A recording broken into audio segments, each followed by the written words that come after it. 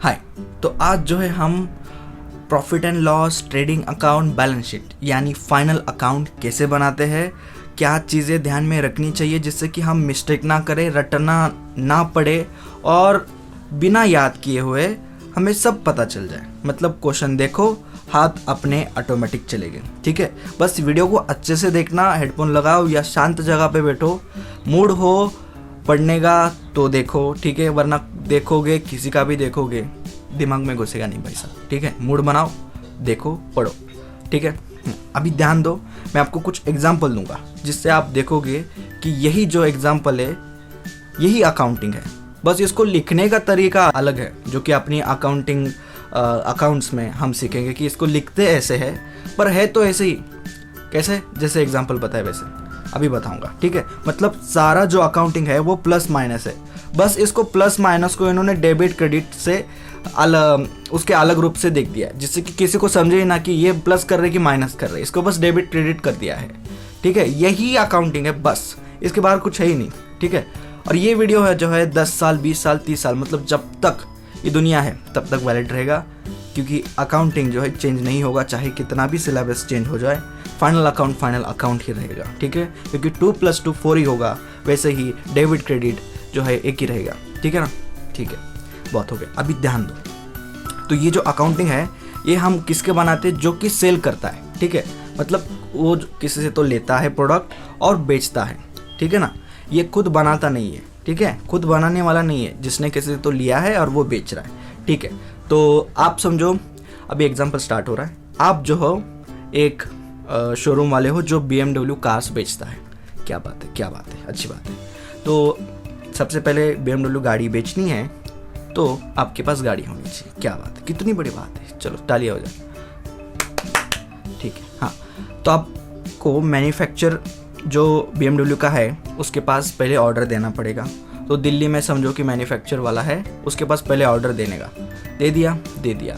तो आपने समझो 10 गाड़ी मंगाई है। ठीक है ना, 10 गाड़ी मंगाई है BMW की, तो 50 लाख की गाड़ी है। ठीक है, और 10 गाड़ी मंगाई है तो कितना हुआ? 5 करोड़। तो 5 करोड़ उसका प्राइस हो गया। तो बोला ठीक है, तो आपने उनको 5 करोड़ बेच दिए, उन्होंने गाड़ी बेच दी। ठीक है, हवा में तो नहीं आएगी गाड़ी, ठीक है ना, रोड से आएगी। ठीक है, रोड से आएगी, तो रोड से ही आती है, हमारे एग्जाम्पल में रोड से आएगी, हवा में नहीं आएगी। ठीक है, तो अगर रोड से आ रही है तो खर्चा तो लगेगा, बात तो सही है, खर्चा तो लगेगा, सस्ते में पॉकेट में थोड़ी इतना आएगा। तो गाड़ी आ रही है, ठीक है, तो आप एक ट्रांसपोर्टर से बात करते हो कि भैया जी BMW गाड़ी है, तो महाराष्ट्र में आने के लिए कितना खर्चा लोगे? आप महाराष्ट्र में हो, गाड़ी आ रही है दिल्ली से और आप अभी ट्रांसपोर्टेशन से बात कर रहे हो।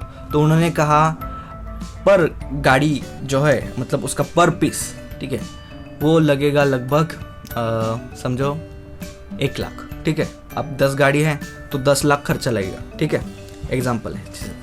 तो आपने बोला ठीक है, 10 गाड़ी है, एक गाड़ी का जो भी ट्रांसपोर्टेशन कॉस्ट है वो कितना लगेगा? 1 लाख लगेगा। तो बोला ठीक है, कोई बात नहीं।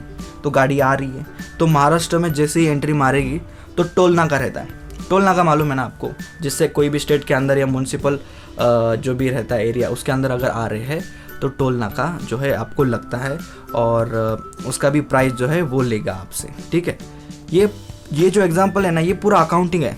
इसलिए टोल नाका को कुछ अलग वर्ड दिया है जिससे कि किसी को समझे ना कि क्या है ये। ठीक है ना? हाँ, बातें करेंगे हम सिर्फ। तो टोल नाका दिया, सब दिया, ओके, कोई नहीं। तो गाड़ी आने लगी, ठीक है, आ गई। अब गाड़ी आ चुकी है आपके शोरूम के सामने। तो अब गाड़ी तो कुछ ऐसे नहीं कि एक हाथ से उठाओ रख दो, ऐसी थोड़ी ना है, नहीं है ना। तो उसको फिर आपको जो है कोई तो उठा के आराम से रख दे, है ना। से उठा के फेंक तो नहीं सकते आराम से, है ना, आराम से कैसे फेंकेंगे? हाँ, तो गाड़ी उठा के अच्छे से शोरूम में रखने के लिए भी आपको कुछ चार्जेस देने पड़ेंगे। ठीक है ना, इसको क्या कहते हैं? इसे कहते हैं कैरेज देना पड़ेगा आपको। ठीक है, तो फ्रेट, ऑक्ट्राय मतलब टोल नाका रहता है। ठीक है ना? हाँ, तो यही यार कुछ इंग्लिश नाम रहता है जिससे किसी को समझे ही ना कि क्या चल रहा है। ठीक है, अब गाड़ी आ चुकी है, अब गाड़ी है आपके शोरूम में, तालियां हो जाए। अब शोरूम में खड़ी है तो क्या होगा? आते ही लगेज थोड़ी ना बेच जाएगी। ठीक है, BMW की डिमांड इतनी अच्छी नहीं है। ठीक है, कितने लेंगे लोग? वैसे भी सबसे ज़्यादा कौन सी गाड़ी बिकती है वैसे भी? मारुति, उसका मार्केट शेयर सबसे ज़्यादा है अपनी इंडिया में, ठीक है। और BMW का बहुत ही ज़्यादा कम है। तो तभी भी आपने लिया, और कुछ लग्जरी लोग भी आएंगे वहाँ पे जो कि लेंगे उसको, ठीक है। तो ठीक है, तो आपने देखा 10 गाड़ी हैं लगी पड़ी हैं, ठीक है। तो आप उसका बिजली का खर्चा आएगा, ठीक है। उसके बाद सैलरी का खर्चा, सैलरी सब देना पड़ेगा एम्प्लॉय लोगों को। फिर कस्टमर आते तो उनको चाय वगैरह देनी पड़ती है, ठीक है ना। शोरूम में आते टेस्ट ड्राइव लगती है, पेट्रोल का खर्चा रहता है, ठीक है, टेस्ट ड्राइव के लिए, सही है ना। तो ये सारे खर्चे रहते हैं। तो आपको अगर अकाउंटिंग समझनी है तो आपको बिजनेस भी समझना पड़ेगा कि ये बिजनेस कैसे होता है। तो इसलिए जो अकाउंटेंट होता है या जो भी होता है, तो अगर उनको समझ चुका है तो वो बिजनेस भी कुछ तरह से अच्छी तरह से समझ के कर भी सकते हैं, ठीक है। ऐसा नहीं कि जो अकाउंट समझ चुका है वही बिजनेस करेगा, पर तभी भी उसको थोड़ा अच्छा आइडिया रहता है और समझ चुका रहता है सारी बातें, ठीक है। अब देखो, अब हमारी पिक्चर में आता है अपनी बुक, ठीक है। अब सारी बातें समझ गए, गाड़ी ली, आई, उतारी, रखी, ठीक है, सारी बातें होगी। अब देखो ये सारा जो खर्चा है ये हम कहाँ लिखेंगे, ठीक है। अब देखते हैं, सबसे पहले हम बनाएंगे ट्रेडिंग अकाउंट, ठीक है। अब हम ट्रेडिंग अकाउंट बनाएंगे, उसके बाद P&L बनाएंगे, फिर बैलेंस शीट बनाएंगे, ठीक है। ये एग्जाम्पल बहुत ज़रूरी है, सुना है तो बहुत बड़ी बात है, यहाँ तक पहुँच गए तो अच्छी बात है, ठीक है। हाँ, तो देखो अब ट्रेडिंग अकाउंट बनाएंगे। सबसे पहले आप ट्रेडिंग अकाउंट में क्या लिखते हो, क्यों बनाते हो और क्या ज़रूरत है ट्रेडिंग अकाउंट की, ठीक है। अब देखो, अगर आपने गाड़ी ली है, बेची है, तो आप आराम से आप निकाल सकते हो कि भाई मेरे को मुनाफा कितना हुआ, ठीक है। अभी हम एग्जाम्पल के लिए देख रहे थे कि हमें समझो कि एक गाड़ी की कॉस्ट कितनी पड़ी है, कॉस्ट मतलब हमने ख़रीदा कितने में है, उसको 50 लाख में ख़रीदा है, ठीक है। और 51 रुपीज़ हमने ट्रांसपोर्टेशन 51 लाख मतलब 1 लाख एक्स्ट्रा ट्रांसपोर्टेशन पे दी है। फिर 50,000 उसको जो है समझो आने जाने का जो भी खर्चा है उसका, ठीक है, वो ट्रांसपोर्टेशन ड्राइवर का ले लिया, उसमें ऑक्ट्राई भी आ गया, टोल नाका वाला सब उस पर 50,000 में आ गया, ठीक है। और उसके बाद आपने जो है 50,000 गाड़ी को उतार के शोरूम रखने का दे दिया, ठीक है। मतलब 1 लाख खर्चा ट्रांसपोर्टेशन का, 1 लाख खर्चा और टोल नाका का गाड़ी को उतार के रखने का, 2 लाख हो गए खर्चा। एक गाड़ी के पीछे कितना खर्चा लगा, 2 लाख, ठीक है, एक गाड़ी का। हाँ, एग्जाम्पल के लिए मैं थोड़ा अच्छे नंबर ले रहा हूँ, है ना, 1 लाख ऐसे, हाँ, समझने में ईजी हो। तो एक गाड़ी के पीछे आपको कितना खर्चा हुआ, 50,000 कि 52 लैक्स, सॉरी 50 लैक्स या 52 लैक्स, कितना हुआ सोचो, कमेंट में बताना, ठीक है, ठीक है। तो अगर आप 50 बोल रहे हो, 50 लैक्स, तो आपका आंसर है गलत। क्यों? क्योंकि आपको जो है ट्रांसपोर्टेशन चार्जेस, सारे चार्जेस जो होते हैं वो उसमें ऐड करने ही पड़ेंगे, ठीक है ना। खुद की जेब से थोड़ी ना दोगे, उसका खर्चा देगा कस्टमर, ठीक है ना। इसलिए तो प्रोडक्ट जो होते हैं वो महंगे पड़ते हैं। आपके डेली में आपकी जो डेयरी मिल्क कैडबरी है उसका खर्चा 7 रुपये होता है, 10 रुपये वाली, तो उसमें बहुत सारे खर्चे ऐड हो जाते हैं, जैसे कि सैलरी भी दी, फिर उसको रखने का खर्चा, फिर वही ये सारा जो भी मैंने आपको बताया, लेने आने का, उतारने का, अच्छे से रखने का, कोल्ड स्टोरेज, फिर लाइट का खर्चा, सारी चीज़ें उसमें ऐड होकर 10 रुपये हो जाता है, ठीक है, पर पीस। तो अभी अपनी BMW की प्राइस होगी 52 लैक्स, ठीक है। अब हम अकाउंटिंग में ये बोलते हैं कि भाई साहब कि जो भी खर्चा तुम्हें प्रोडक्ट लाने से मतलब दिल्ली से पुणे में आने तक जितना भी खर्चा हुआ है, ठीक है, पुणे में या महाराष्ट्र में आपके शोरूम में आने तक, ठीक है, गाड़ी रखने तक कितना भी खर्चा हुआ है, रखने से बेचने तक, ठीक है। पहले गाड़ी लाई, शोरूम में रखी, उसके बाद बेची, जो भी खर्चा हुआ है सिर्फ प्रोडक्ट के रिलेटेड, उसको आप ट्रेडिंग में लिखना। फिर से हम ट्रेडिंग अकाउंट में क्या लिखते हैं, वो खर्चा जिससे हमें गाड़ी लाने से बेचने तक जितना भी खर्चा उस गाड़ी के रिलेटेड हमें हुआ है, गाड़ी के रिलेटेड जो भी हुआ है वही हम ट्रेडिंग अकाउंट में लिखेंगे, ठीक है, ठीक है ना। हाँ, तो अभी देखो 52 लैक्स की हमें गाड़ी पड़ी। अब उसमें हमें देखने को आया कि भाई साहब उसमें और भी थोड़ा खर्चा हुआ, जैसे कि गाड़ी जब आएगी तब पूरे सारी चीज़ें लगा के नहीं आती। एग्जाम्पल के लिए समझते, टायर तो बिना लगाए आता है, ठीक है, तो उसके लगाने के थोड़े चार्जेस हो गए हमें, समझो। जैसे कि कोई मजदूरी देनी पड़ी गाड़ी लगाने के लिए, तो मजदूरी को क्या कहते हैं, वेजेस देने पड़े, ठीक है। और क्या खर्चा हुआ, और सारी चीज़ें एक्सेसरी जो भी रहती है, समझो दरवाज़ा ढीला करके था तो उसको पैक कर दिया, या और क्या बता सकते हो, हाँ वो शीशा, ठीक है, ऐसे एग्जांपल ले रहा हूँ जो आपने सुने हैं। हाँ तो शीशा वगैरह सब नहीं था, उसको भी लगाया, ठीक है, वो सारा खर्चा भी लग गया। अब वो कितना था, 1 लाख पकड़ लो, ठीक है, गाड़ी महंगी है, BMW है, 1 लाख तो खर्चा होगा, ठीक है।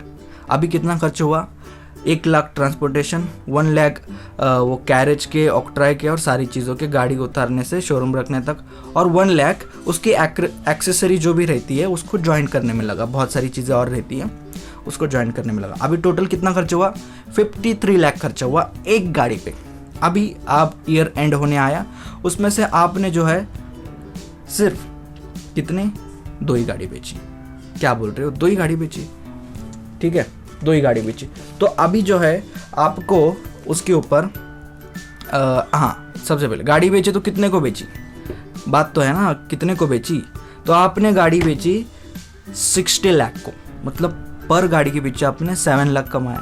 कैसे, 53 लाख का पूरा खर्चा हुआ एक गाड़ी के ऊपर और 60 लाख को आपने बेचा, ठीक है। तो प्रॉफिट कितना हुआ, 53 माइनस 60 बराबर है ना। प्रॉफिट कैसे निकालेंगे, जितने में लिया और बेचा वो उसको माइनस करेंगे। 100 में लिया, 120 में बेचा, तो 100 माइनस 120, 20 रुपये प्रॉफिट, बराबर है ना। यही करते हैं हम ट्रेडिंग में। हम क्या करेंगे, कितने में लिया, परचेस, ठीक है, उसके बाद सारे एक्सपेंस, मतलब परचेस ट्रेडिंग के डेबिट में लिखेंगे परचेस, उसके बाद वेजेस लिखेंगे, उसके बाद ऑक्ट्राई, फिर फ्रेट, मतलब ये सारे ट्रांसपोर्टेशन के चार्जेस है, फ्रेट, ऑक्ट्राई, कैरेज, ठीक है, और वेजेस, ठीक है, और 2-3 चीज़ें, पावर मोटिव या बहुत सारी चीज़ें आती है जो कि फैक्ट्री के रिलेटेड होगी, हम उसको लिखेंगे डेबिट साइड को, बराबर है। अभी एग्जांपल के लिए समझो, डेबिट साइड है हमारी प्लस, क्रेडिट साइड है माइनस, ठीक है। अब देखो, अब आपको अगर प्रॉफिट निकालना है तो आप क्या करोगे, परचेस माइनस सेल्स, सही है, क्या करोगे, परचेस माइनस सेल्स। तो आपका पूरा खर्चा हुआ डेबिट का 53 लाख पर पीस, ठीक है।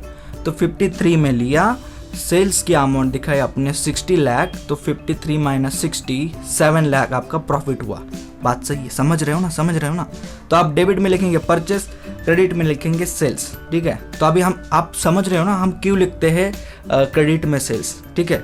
अब क्यों लिखते हैं, क्योंकि आपको जो है वो परचेस में से माइनस करना होगा उसको, ठीक है ना। क्योंकि अगर आप बैलेंसिंग फिगर निकालोगे आपकी ट्रेडिंग अकाउंट की, तो आपको ग्रॉस प्रॉफिट मिलेगा, ठीक है, डेबिट माइनस क्रेडिट करोगे तो, सही है।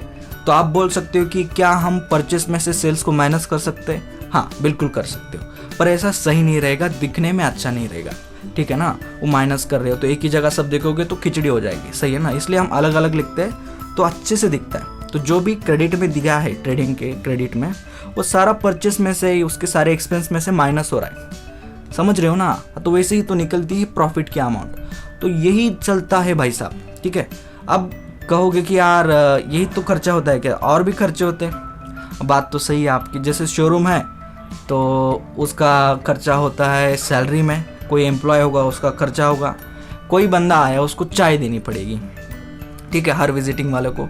उसके बाद आपको एडवर्टाइज करनी पड़ेगी कि इस शोरूम पे आपको मिलेगा बहुत ही अच्छी सर्विस, सब कुछ धमाकेदार मस्त है, सब ठीक है। और आपको आफ्टर सेल सर्विस भी बहुत अच्छी मिलेगी, सारी चीज़ें आप इसकी एडवर्टाइज कर रहे हो, ठीक है। तो आपने एडवर्टाइज का खर्चा कर लिया, ठीक है। अब क्या किया, अब आपने समझो प्रिंटर लगेगा, है ना, शोरूम में प्रिंटर लगता है, पेन लगेगा, ठीक है, और फिर आपको जो है सैलरी वगैरह सब देनी पड़ेगी, ठीक है ना। क्योंकि कोई शोरूम में आएगा तो कोई तो रहना चाहिए ना बोलने के लिए कि प्राइस क्या है भाई साहब बताओ ये सब, या थोड़ी ना हम ऐसे टैग लगाएंगे बोलेंगे प्राइस देखो जो करना है करो, लेनी नहीं लेनो, ऐसे कुछ भी थोड़ी ना करेंगे।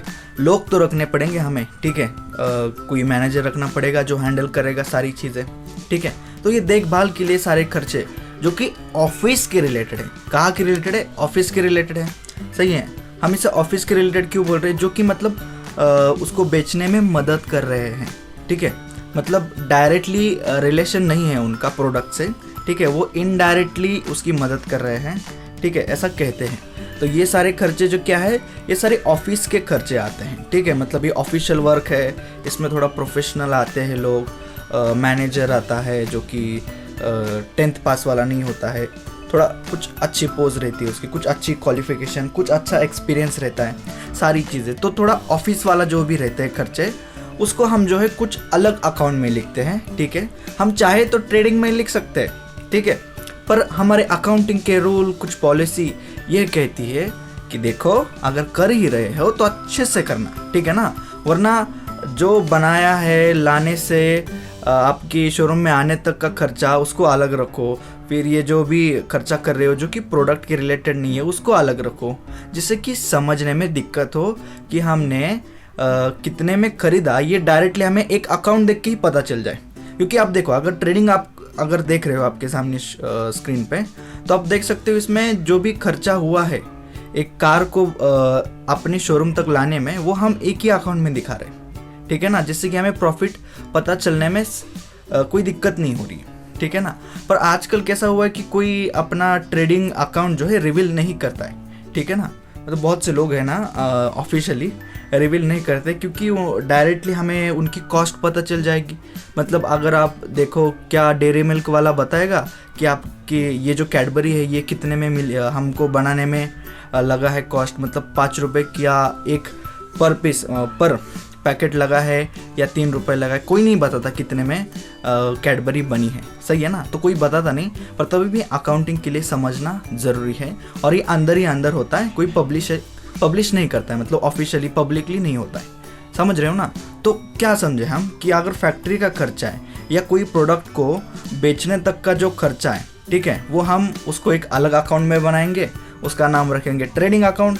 और जो भी ऑफिस का खर्चा है, जो कि छोटा मोटा खर्चा रहता है, ठीक है, जैसे कि सैलरी हो, प्रिंटिंग के लिए प्रिंटिंग करना हो, पेन लिया हो, ठीक है, एडवर्टाइज की हो, और बहुत बहुत सारे खर्चे होते हैं जिसके नाम मैं अभी नहीं लूँगा वरना डर जाओगे, ठीक है, क्योंकि उसका मीनिंग भी समझाना पड़ेगा तो वीडियो और लंबा हो जाएगा।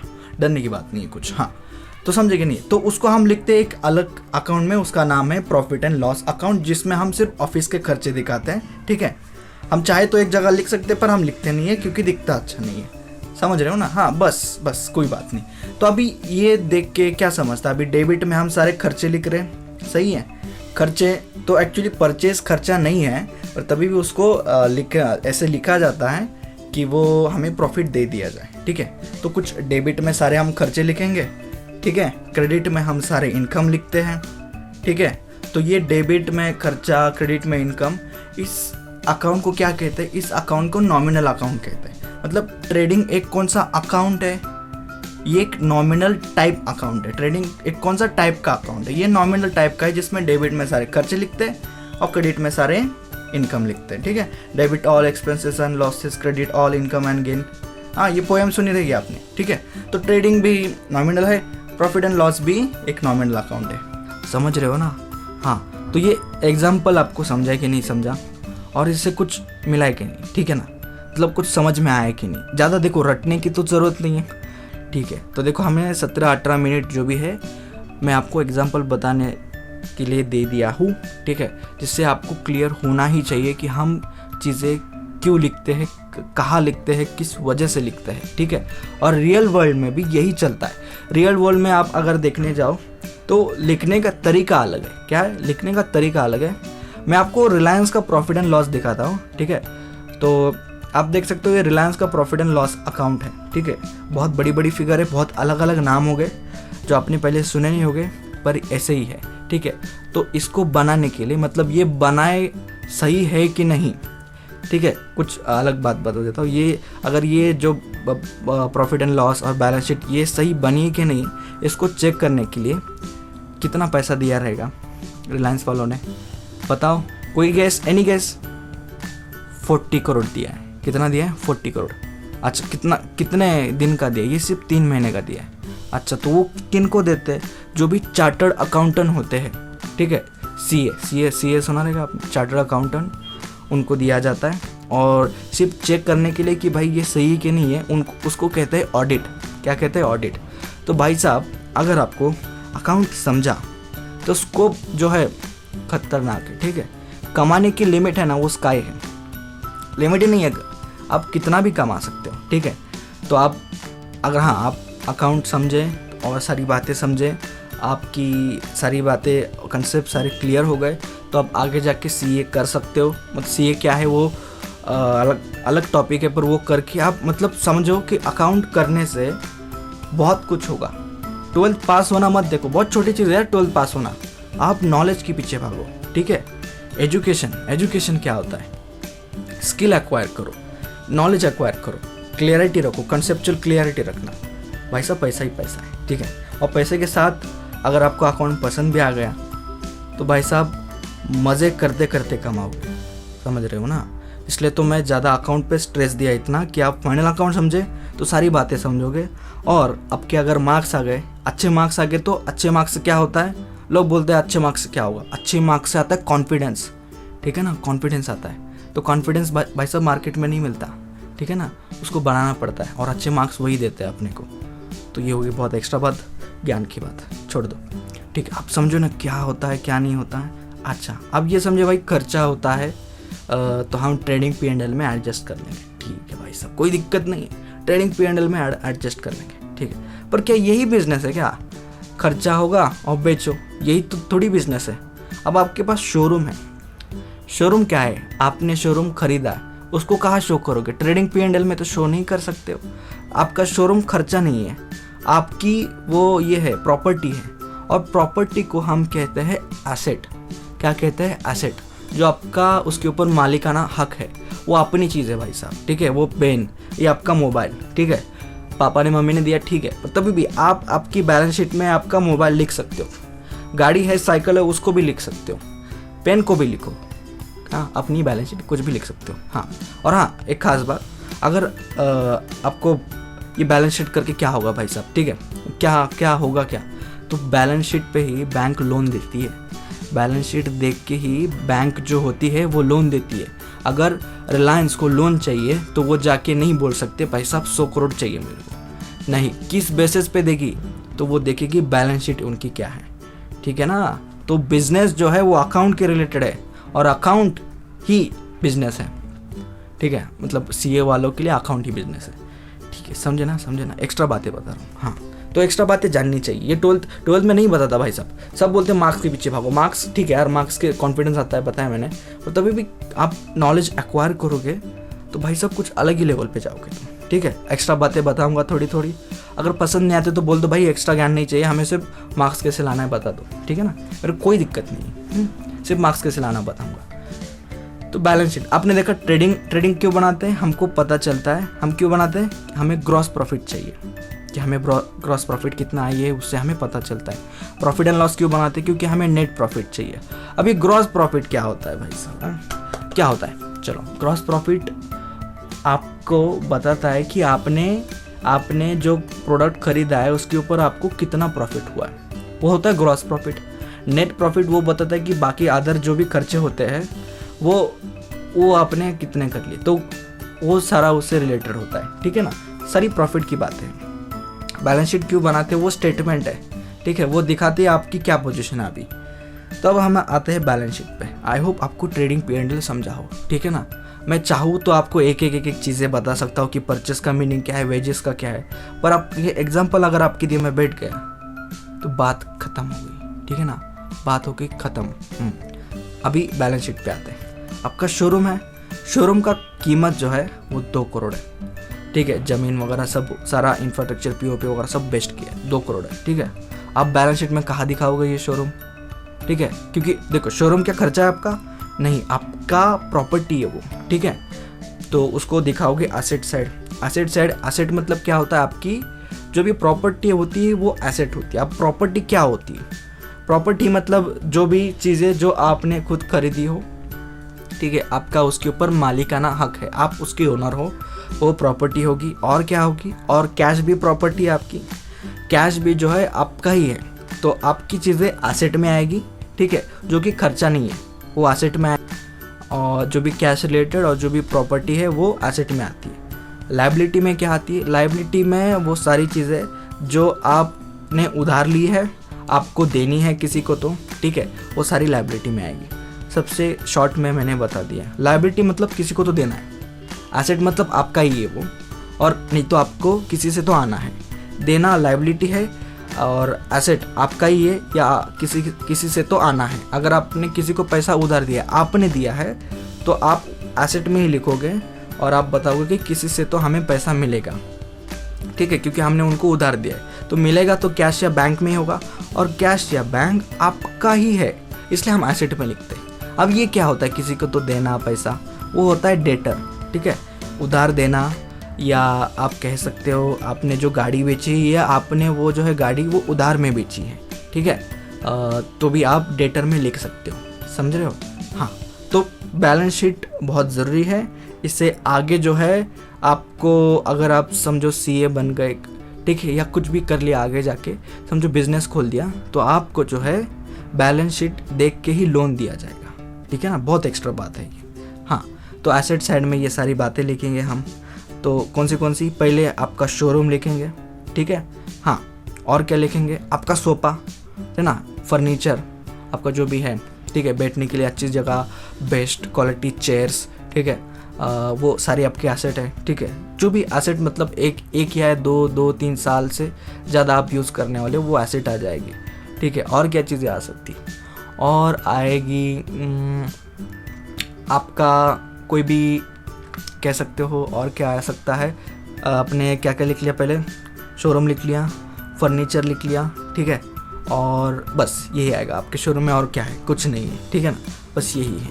हाँ, और गाड़ी जो है, गाड़ी आपके एसेट नहीं होगी, क्यों, क्योंकि आप उसमें ही डील कर रहे हो, आपके वो गुड्स है, मतलब जिसको आप लेते हो बेचते हो वो आपकी एसेट नहीं होगी, ठीक है ना। हाँ, तो आप जिससे लेते बेचते नहीं हो वो आपकी एसेट नहीं होगी।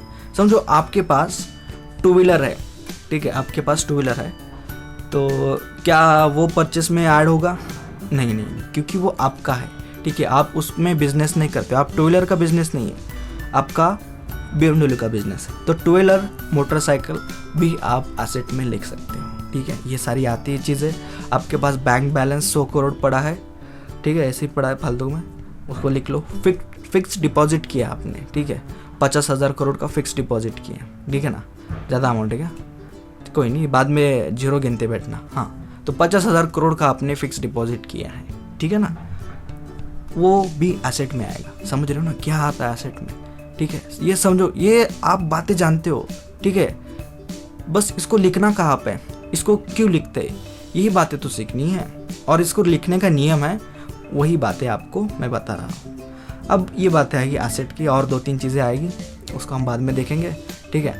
और कुछ अलग अलग नाम होते हैं जो आपने पहली बार सुने रहेंगे, पर उसके बाद आप उसको सुनने की आदत हो जाएगी, ठीक है ना।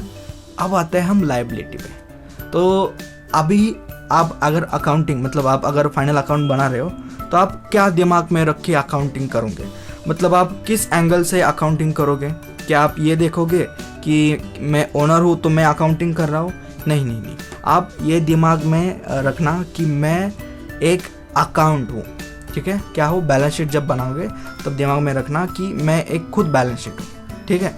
तो मतलब वो जो एसेट है वो मेरी है, बैलेंस शीट है, बैलेंस शीट खुद बोल रही है, ठीक है, आप बैलेंस शीट हो, वो एसेट है वो मेरी है, और जो भी ओनर है इसका, ठीक है, मतलब कि आप, ठीक है। अभी मैं कौन हूँ, मैं बैलेंस शीट हूँ, ठीक है, एग्जांपल के लिए मैं बैलेंस शीट हूँ, और मैं बोल रहा हूँ ऐसे कि जो भी ओनर है, मतलब कि ओनर आपने कितना पैसा लगाया इस बिज़नेस में, तो आप बोलोगे कि मैंने जो है इसमें 10 करोड़ लगाया है, तो 10 करोड़ क्या होगा, आपका कैपिटल होगा, ठीक है ना।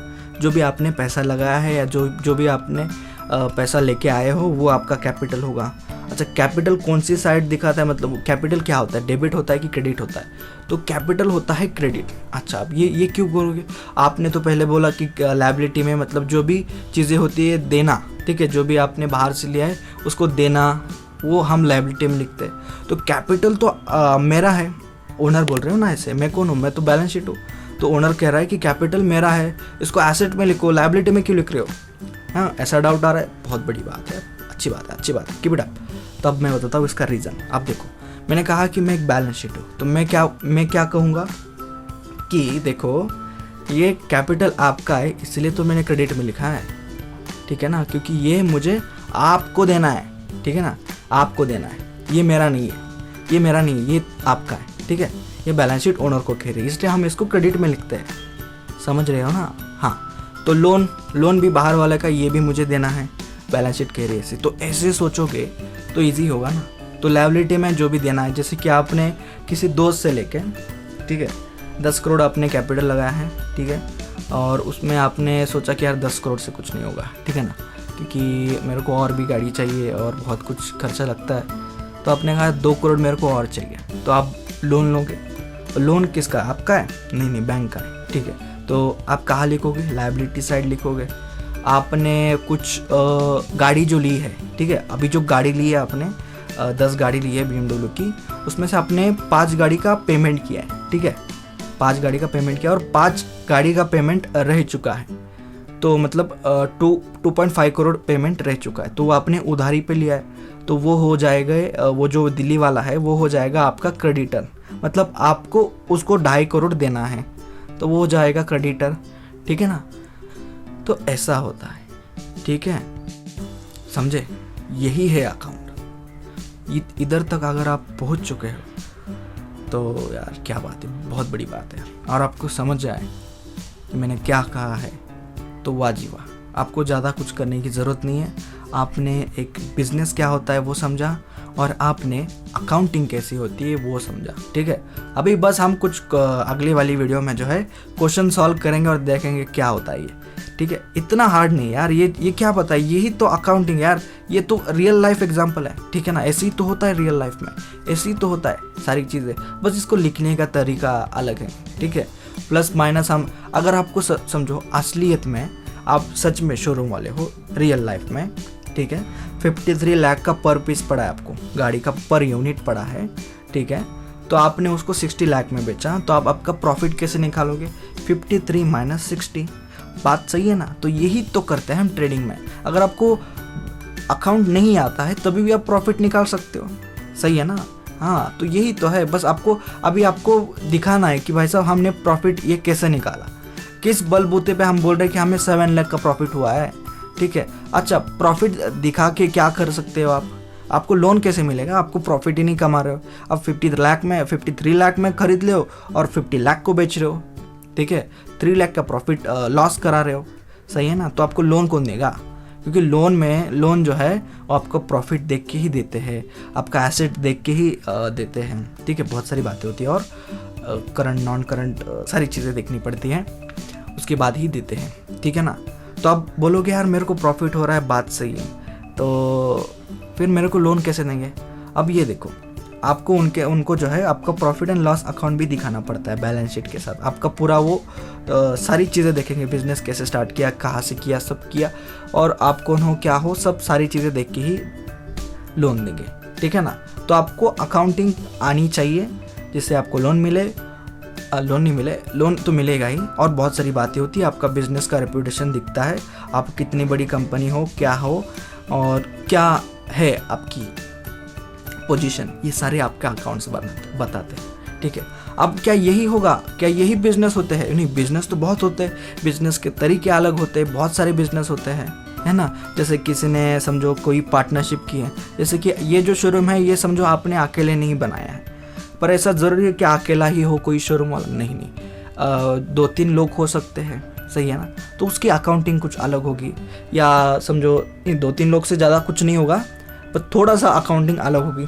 समझो अभी आप 2 लोग हो और आपने किसी एक को कह दिया कि चलो मैं आपको मैंने कहा आपको कि मुझे भी आपकी कंपनी में ले लो, जिससे कि आपको भी थोड़ा फ़ायदा होगा। क्या फ़ायदा होगा कि मैं जो है आपको कुछ टेक्निक्स बताऊंगा जिससे आपका बिजनेस बढ़ जाए, या बहुत सारी चीज़ें मैं आपको जो है पैसा दूंगा, ठीक है। आपको पैसा चाहिए तो आप नया पार्टनर भी ले सकते हो। मैंने कहा मैं 5 करोड़ देने को तैयार हूँ कैपिटल, ठीक है, लाने के लिए।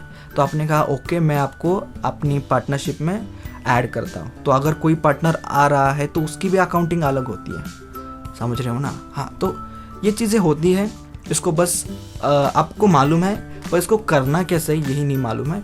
और अगर आप बात सीख गए, समझ गए, तो बहुत ईजी है, ठीक है।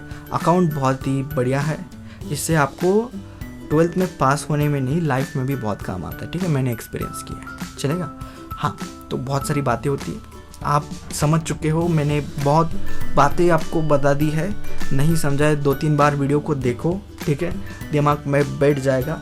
एक बार समरी के लिए बोल देता हूँ। ट्रेडिंग में हम सारे फैक्ट्री के एक्सपेंसेस लेते हैं, जो भी प्रोडक्ट लाने से बेचने तक जो भी खर्चा होता है जो कि प्रोडक्ट के रिलेटेड है BMW के, वही हम लिखेंगे। P&L में जो भी इनडायरेक्ट खर्चा है, जो कि गाड़ी लाने से बेचने तक जो भी खर्चा नहीं आता है, मतलब उससे रिलेटेड नहीं है, एडवर्टाइज करना रिलेटेड नहीं है, किसी को सैलरी दे रहे हो रिलेटेड नहीं है, वो हम P&L में लिखेंगे, ठीक है। पेन लाया, हाँ समझो आपने क्रॉस का पेन लाया, 10,000 का पेन आता है वो, ठीक है।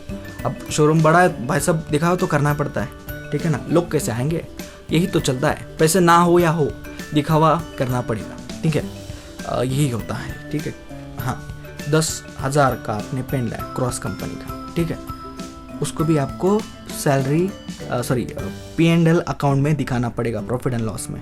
उससे आपके कुछ गाड़ी पे होगा ना ही होगा, कुछ नहीं होगा, ठीक है ना। हाँ समझ रहे हो। और बैलेंस शीट आपको मालूम है, एसेट जो भी अपना है, मालिकाना हक है, कैश है, बैंक है, ये सारा अपना है, प्लांट मशीनरी जो भी है वो सारा अपना है। लायबिलिटी जो दूसरे को देना है, ठीक है। और कैपिटल भी जो है वो आपको ही मिलने वाला है, इसलिए हम क्रेडिट में लिखते हैं। एसेट डेबिट साइड दिखाता है, लायबिलिटी क्रेडिट साइड शो करता है, ठीक है। तो हमने जो है ज़्यादा अकाउंट की बातें की नहीं है, ऊपर ऊपर से बातें बता दी हैं, जिससे कि आपको समझने में कोई भी दिक्कत नहीं होगी। क्या समझे, कोई भी दिक्कत नहीं होगी। अगर आप पढ़ोगे, अगर आप एक एक आइटम देखोगे कि प्रॉफिट एंड लॉस के डेबिट में क्या लिखा है, अच्छा ठीक है सैलरी लिखिए, तो ये खर्चा है, जी हाँ खर्चा है, तो इसको डेबिट में लिखो। अच्छा अगर आपको सैलरी मिल रही है, तो कहाँ लिखोगे, डेबिट में खर्चा लिखते हैं, क्रेडिट में इनकम लिखते हैं, ठीक है, क्रेडिट में इनकम लिखते हैं। जैसे कि सेल हुई है, सेल खर्चा है क्या, नहीं है, इनकम है, तो ट्रेडिंग के क्रेडिट में लिखेंगे हम, सही है ना। तो अपने फ़ायदे बहुत होते हैं अपने को, जैसे कमीशन मिला, या BMW वाले ने बोला यार क्या बात है, बहुत बढ़िया सेल किया आपने, तो आपकी वजह से हमको प्रॉफिट बहुत हो रहा है, तो हम कुछ आपको जो है कमीशन देंगे इसके ऊपर, ठीक है। तो कमीशन मिला। अच्छा कमीशन कहाँ लिखोगे, आप लिखोगे प्रॉफिट एंड लॉस के क्रेडिट में। क्यों लिखोगे, क्योंकि ये जो है इनडायरेक्ट है, जो भी अपने प्रोडक्ट है उससे, ठीक है। तो जो भी डायरेक्ट होता है वही हम, मतलब जो भी गुड्स लाने से बेचने तक जो भी खर्चा होता है हम ट्रेडिंग में लिखेंगे। फैक्ट्री का खर्चा ट्रेडिंग में, ऑफिस का खर्चा प्रॉफिट एंड लॉस में, बस खत्म, इतना ही है, ठीक है, समझे ना। यही अकाउंट आपने ये समझ लिया, समझो आगे के लेसन ऐसे ही हो जाएंगे। क्या, ऐसे ही हो जाएंगे बहुत सारे लेसन। आपने अगर ट्रेडिंग प्रॉफिट एंड लॉस समझ लिया तो बहुत सारे लेसन ऐसे ही हो जाएंगे, ट्रस्ट रखो, ठीक है। हाँ तो अभी हम क्या करते हैं, यहीं पे बातें समाप्त करते हैं, ठीक है। और नेक्स्ट वाली वीडियो में हम क्वेश्चन सॉल्व करेंगे, एडजस्टमेंट देखेंगे और बहुत सारी बातें देखेंगे। वीडियो कैसे लगा ज़रूर बताना, ठीक है, नहीं बताना तो कोई बात नहीं।